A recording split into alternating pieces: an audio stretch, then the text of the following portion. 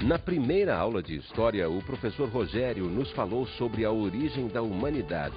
Essa origem da humanidade, hoje, foi visto quando o homem surgiu. Quando o homem, ele aparece, de que forma ele aparece, a teoria de Darwin, a importância do fogo na vida do homem, o período neolítico, o período paleolítico, os períodos, esses dois grandes períodos, da pedra lascada e da pedra polida, ou seja, o homem, a evolução deste homem. Aprendemos como foi a passagem do homem, na pré-história, de nômade para sedentário. Foi um fato importante. Foi quando o homem deixou de viver simplesmente da caça e da pesca e passou a fazer as suas plantações. Foi quando o homem passou a se obrigar a fazer a colheita. Então ele se tornou fixo em um único lugar. O professor nos falou sobre os principais povos da Mesopotâmia. Que até hoje nós ainda temos na Mesopotâmia muitos fatos que nos marcam, como o próprio horóscopo, influência da religião que eles praticavam, religião essa politeísta. Muitos povos passaram por lá, assírios, caldeus, acádios, todos povos importantes. Porém, eles marcaram o início da nossa civilização. A nossa segunda aula será sobre as grandes civilizações. Bom trabalho!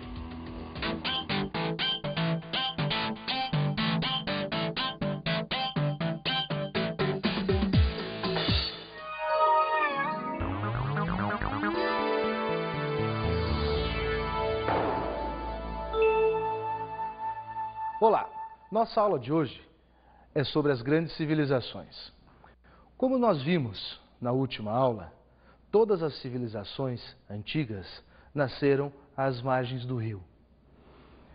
Esta aula de hoje trata de uma civilização especial. Todos nós, vocês, eu, todas as pessoas já ouviram falar nela, viram imagens, até se perguntam como fizeram, quem são eles? São os egípcios. Os egípcios começaram sua nação, sua civilização, seu povo, sua ciência à margem de um rio, o rio Nilo. O rio Nilo, ele está na África, é o maior rio do mundo. Até hoje ele tem sua importância econômica ainda expressiva. Vejam, neste rio, lá na antiguidade, os grupos de pessoas que lá se dirigiam começaram a se estabelecer. Assim eles formaram os primeiros clãs, nomos. São diversas classificações que podemos dar para esses grupamentos. Eram grupamentos de pessoas que eram embasados aonde? Aonde geralmente tinha sua família, um pai, uma mãe, grupos de filhos estabeleciam-se. Esses grupamentos passam a crescer. Crescer como? Sim, vindo mais pessoas a se localizarem, a ficarem ali também. E essas pequenas vilas começam a se desenvolver, formando então dois reinos, o reino do Alto e do Baixo Egito. Alguma coisa em torno de 3.200 a.C., um indivíduo chamado Menés, ele une os dois reinos, o do Alto Egito e o do Baixo Egito, formando assim então o Egito. Egito este, que nós conhecemos pela sua religião, pela sua cultura, pela sua literatura, que nós vamos trabalhar nesta aula de hoje. Vejamos, para essa civilização nascer, ela tinha o rio, ela tinha a caça, ela tinha a pesca, mas todos nós sabemos, o Egito é cercado por desertos, montanhas. Como que esse povo podia viver numa região de deserto, seca? Mas os egípcios pensaram em algo que até hoje se usa, o que nós chamamos de irrigação. Ou seja, quando o rio fazia sua cheia, a sua vazante, eles faziam pequenos canais. Cada canal desse tinha, ao fim, uma cisterna, e de cada cisterna, novos canais. Então imagine, o rio encheu, a água passou pelos canais, encheu a cisterna, passou pelos canais, encheu as cisternas, passou pelos canais, encheu as cisternas. o rio baixou, veio a seca. A minha plantação precisava de água. Claro, aí nós vamos nas cisternas. Liberamos a água pelos canais e então nós temos toda a nossa plantação irrigada. Graças a essa irrigação, essa civilização desenvolveu-se durante centenas de anos.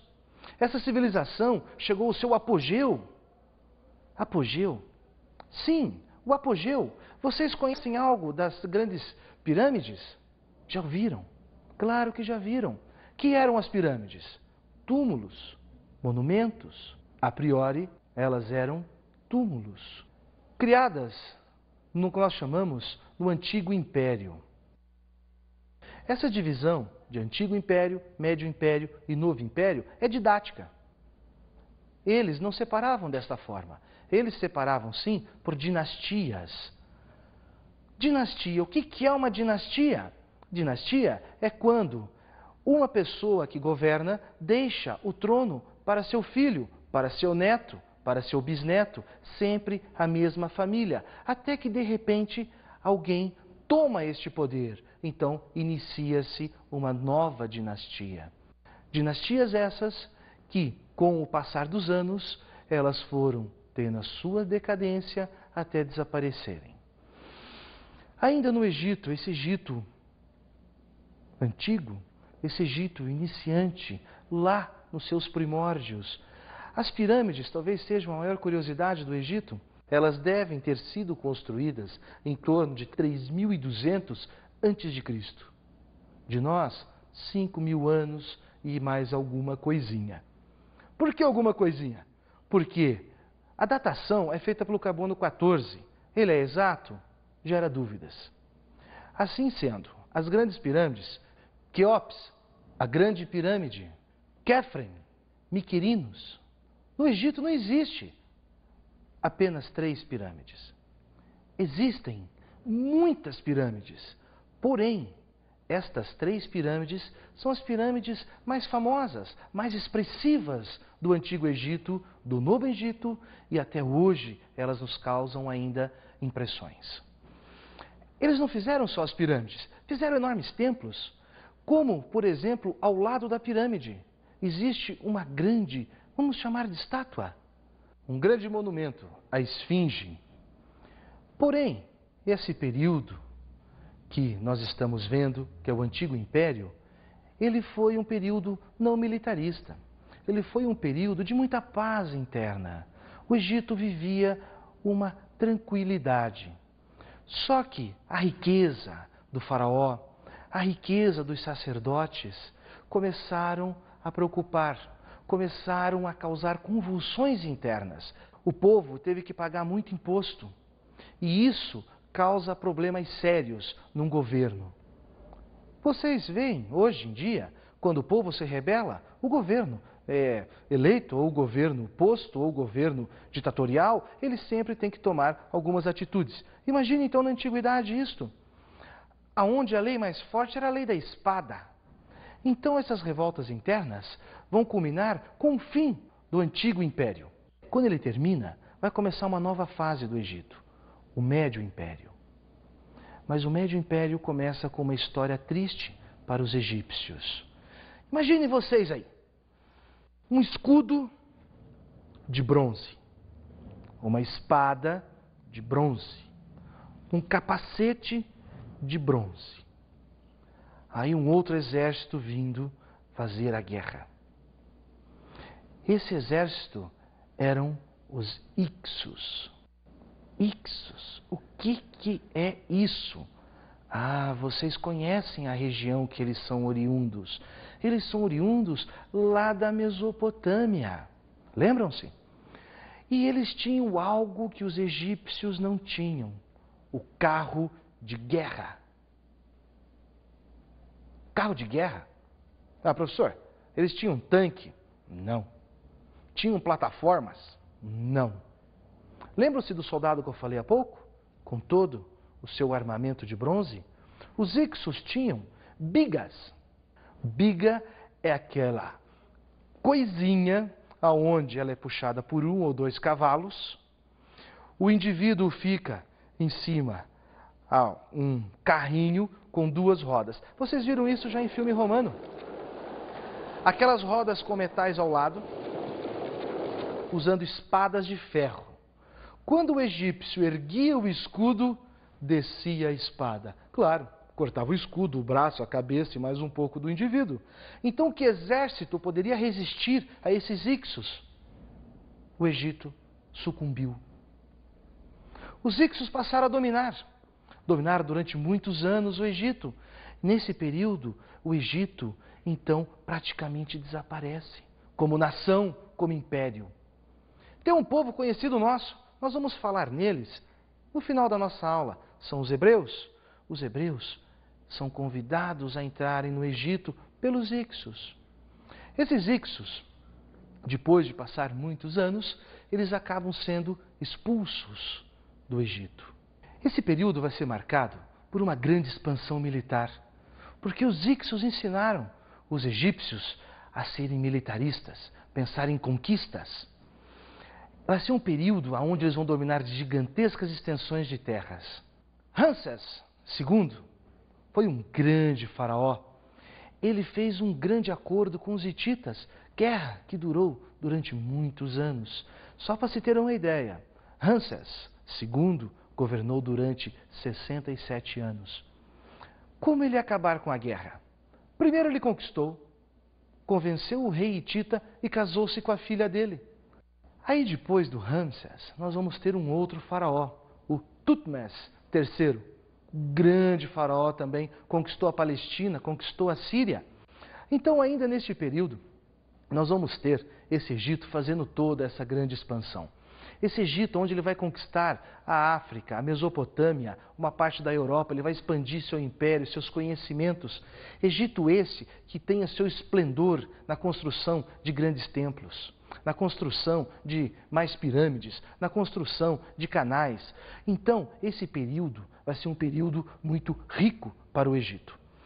Porém, tem um faraó chamado Necau. Professor, o que esse Necau fez? Qual a importância dele?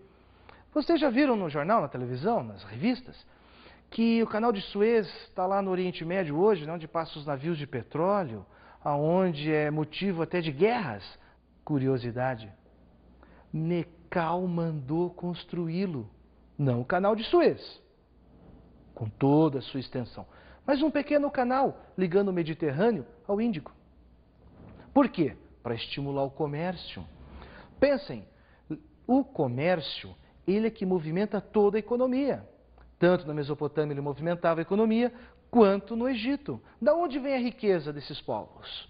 Do comércio. Quem governava no Egito eram os faraós.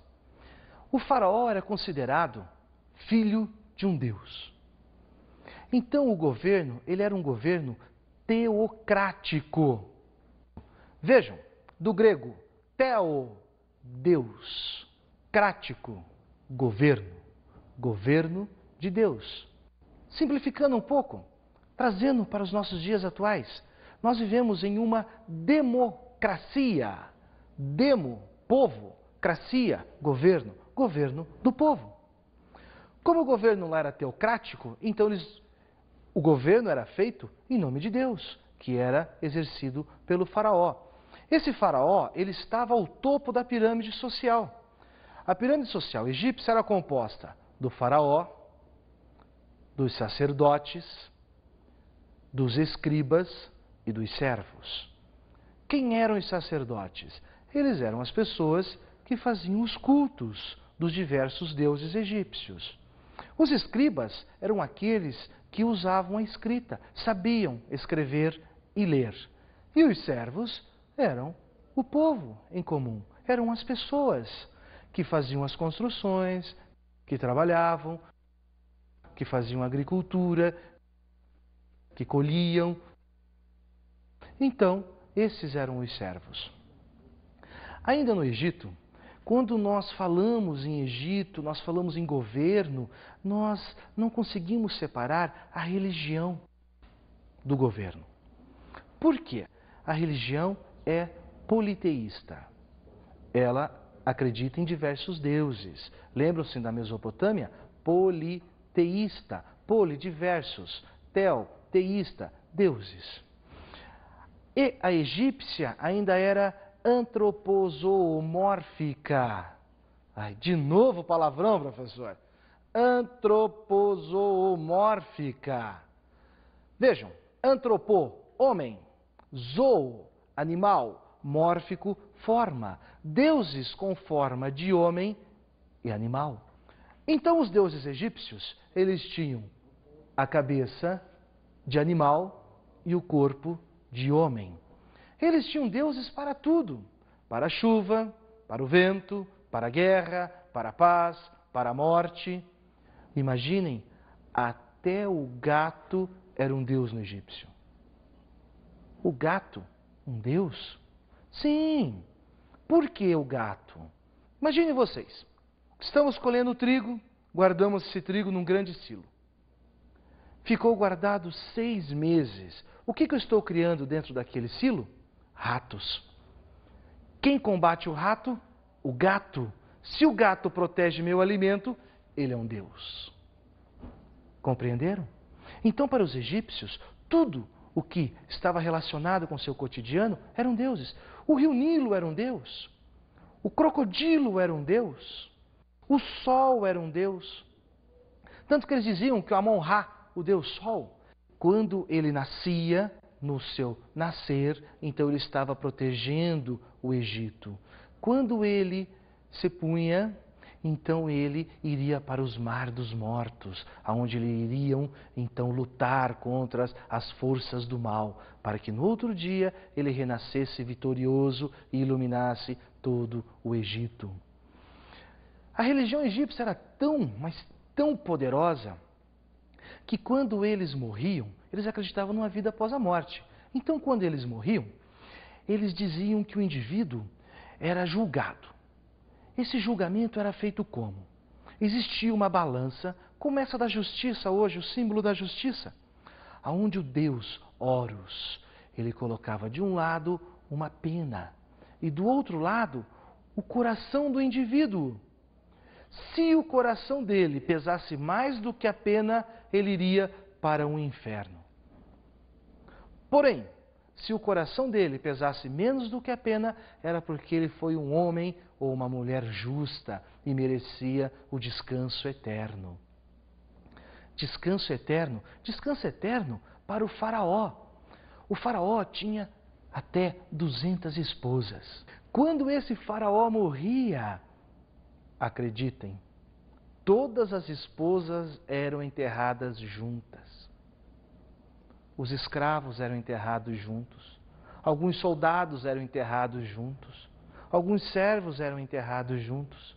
Para quê? Para servir o faraó no além-vida. Que dureza! Porém, vejam como a religião era séria no Egito. Como os indivíduos levavam a sério isso. Esse panteão de deuses existentes no Egito, eles vão passar durante todas essas dinastias. Porém, tem um momento no Egito onde um faraó, ele muda o culto. O culto de Amon-Ra é transformado para o culto de Atom. Atom, Deus único. Ih, professor, que confusão! Ele era politeísta, antropozoomórfico, agora virou monoteísta. Isso mesmo, monoteísta, apenas um Deus. O faraó decide que, a partir daquele momento, acabou-se o culto a diversos deuses. Cultuamos apenas um Deus.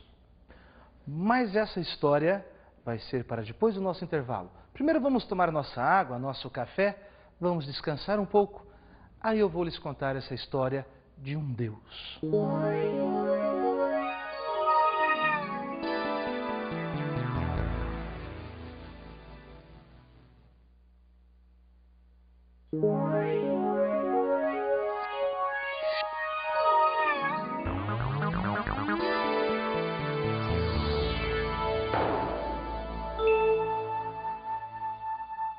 Bom, já tomamos o nosso café, bebemos a nossa água, estamos pensando ainda, um Deus? Sim, um culto monoteísta. Um faraó chamado Amenófis IV cria o culto do Deus Atom. Ele proíbe o culto dos demais deuses dentro do Egito. O Atom passa a ser um deus único, um culto monoteísta. Mas já pensaram, que tristeza, uma sociedade que ela tinha os sacerdotes, depois dos faraós, como é que ficavam esses sacerdotes?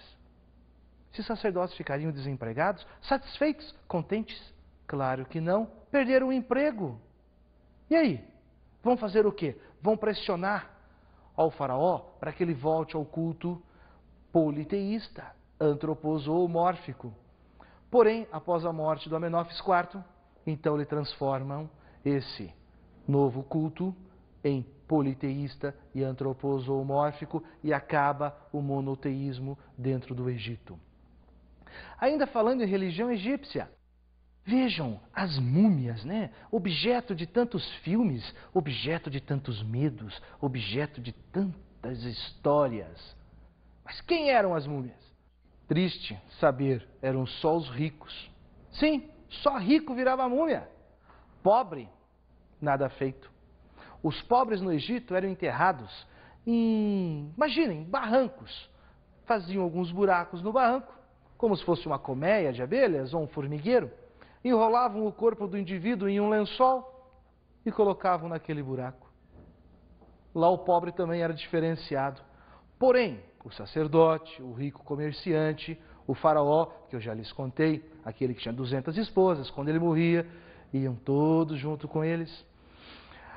Eles eram preparados para a morte. Preparados para a morte? Sim, porque eles acreditavam na vida após a morte. Então, eles tiravam as vísceras do indivíduo, tiravam o cérebro, sem incisão cirúrgica, ou seja, sem cortes.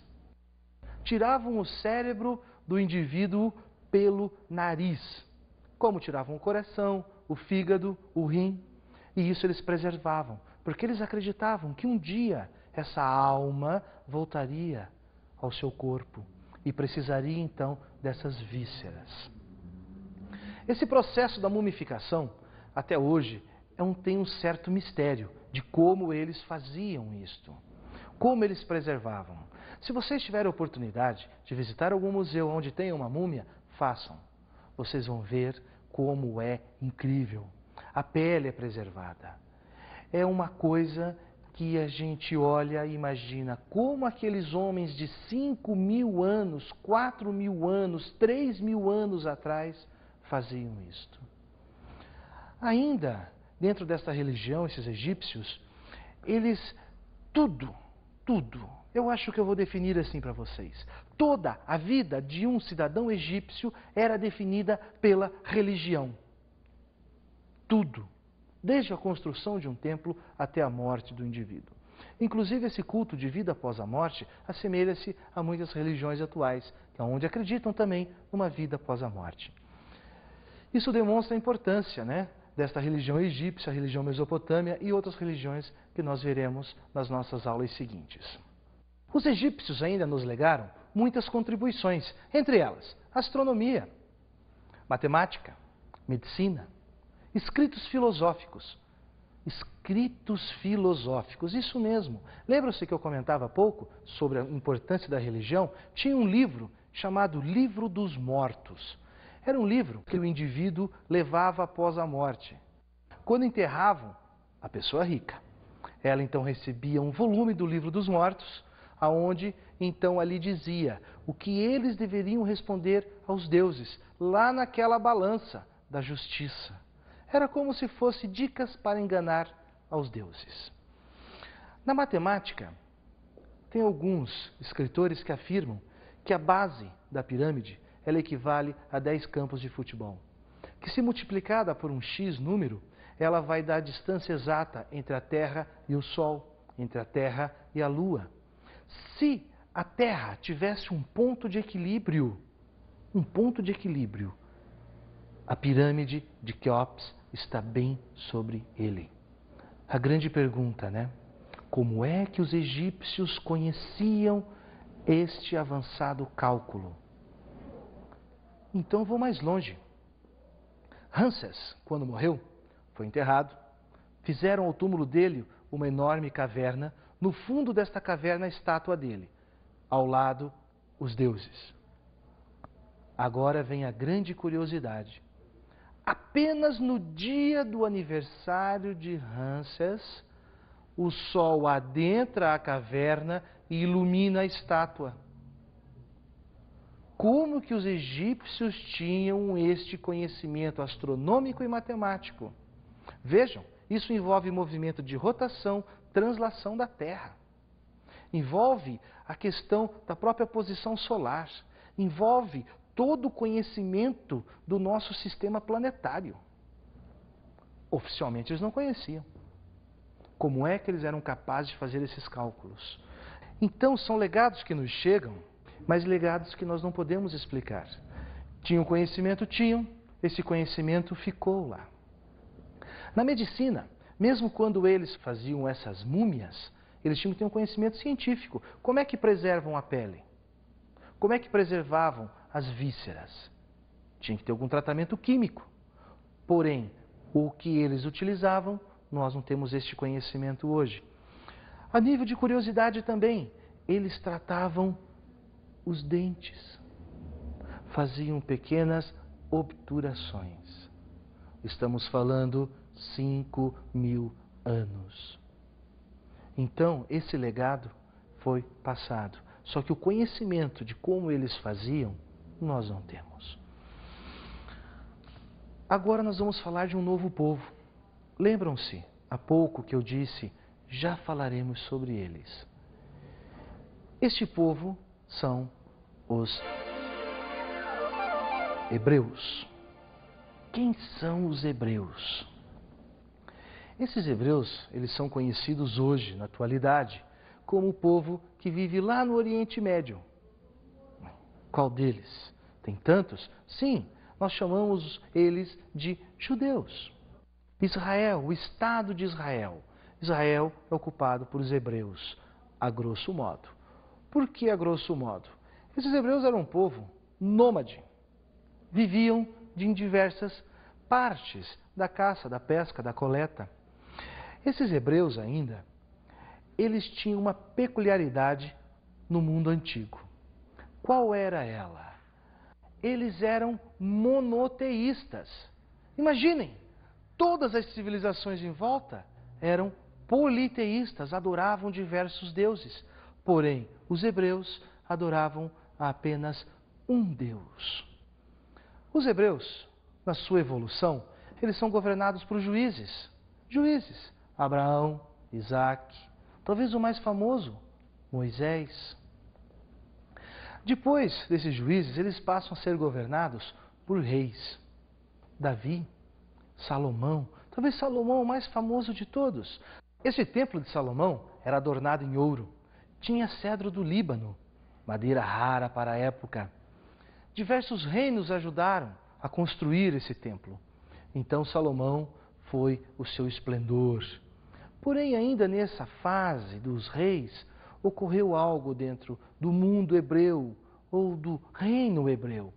O cisma das 12 tribos. Até tem uma pequena piadinha, vamos dizer assim, quando nós dizemos que todos os árabes são brimos.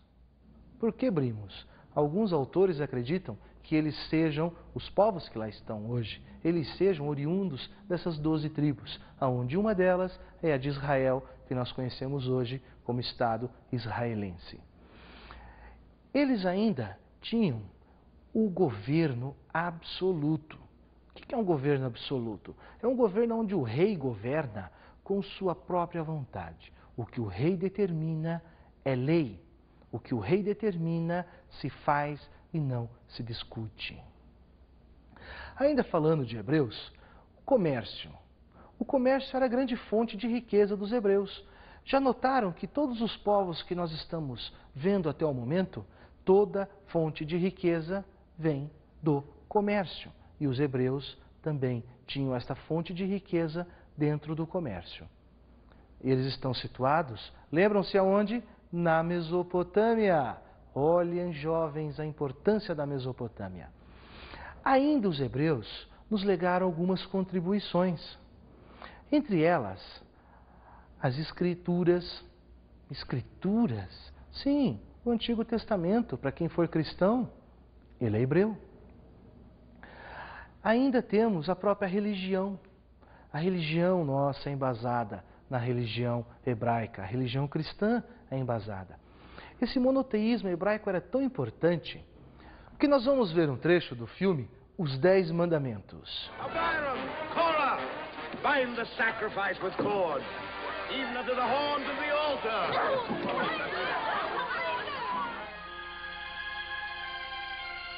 The light of God shines from you, Moses. Do not kneel to me, Joshua. These tablets of stone. The writing of God. His 10 Commandments.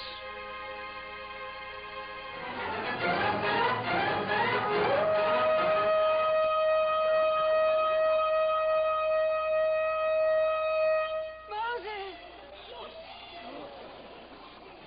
Joshua! Woe unto thee, O Israel! You have sinned a great sin in the sight of God. You are not worthy to receive these 10 Commandments. We're gathered against you, Moses. You take too much upon yourself. We will not live by your commandments. We're free. Who is on the Lord's side? Let him come to me. Lead us, Moses! Nesse filme, podemos observar como eles davam valor ao culto monoteísta. Podemos observar quando eles fazem um novo Deus, como é coibido por Moisés. Então vejam a importância dos hebreus para a nossa cultura atual, para a nossa cultura ocidental, para a nossa cultura cristã. Agora eu quero deixar umas dicas de estudo.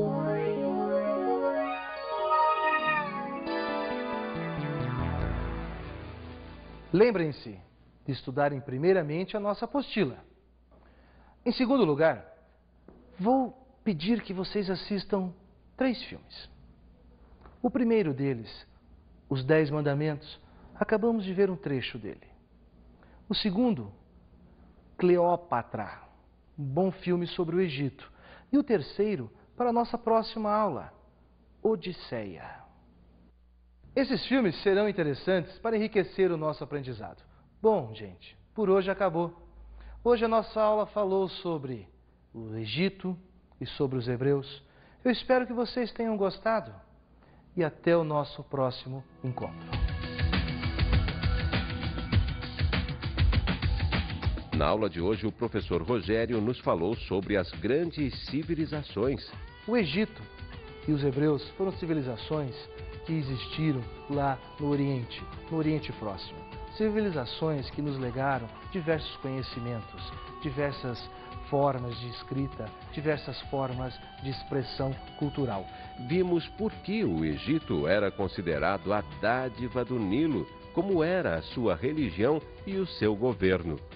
O Egito era considerado a dádiva do Nilo porque o Nilo era quem fornecia para eles tudo o que eles precisavam. A religião egípcia era antropozoomórfica e politeísta. Adoravam diversos deuses e os deuses tinham formas de homens e animais. Soubemos quem era o povo hebreu e qual era o seu tipo de religião. Os hebreus nos legaram uma religião monoteísta, pois eles eram o único povo da antiguidade que cultuavam apenas um Deus. Até a próxima aula de História.